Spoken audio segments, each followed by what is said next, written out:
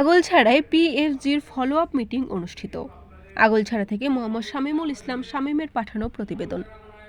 বরিশালের আগলছাড়ায় সংঘাত নয়, ঐক্যের বাংলাদেশ গড়ার লক্ষ্যে দি হাঙ্গার প্রজেক্টের আয়োজনে পিস ফ্যাসিলিটেটর গ্রুপ এর সদস্যদের নিয়ে ফলো আপ মিটিং অনুষ্ঠিত হয়েছে। মঙ্গলবার সকাল 10টায় উপজেলা সদরের ভেগাই হালদার পাবলিক একাডেমির হল রুমে ফলো আপ মিটিং অনুষ্ঠিত হয়। পিএফজির উপজেলা কোঅর্ডিনেটর জেমস রিপন বারৈর সভাপতিত্বে আলোচনা সভা অনুষ্ঠিত হয়। অনুষ্ঠানে মূল প্রবন্ধ উপস্থাপন করেন দি হাঙ্গার প্রজেক্টের জেলা কোঅর্ডিনেটর মনিবুল হাসান।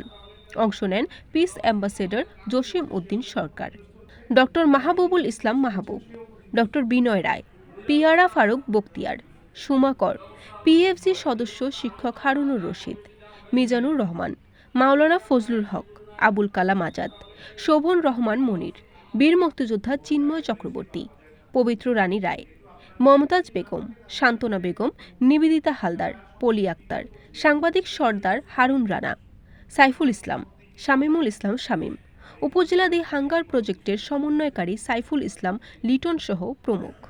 বরিশাল।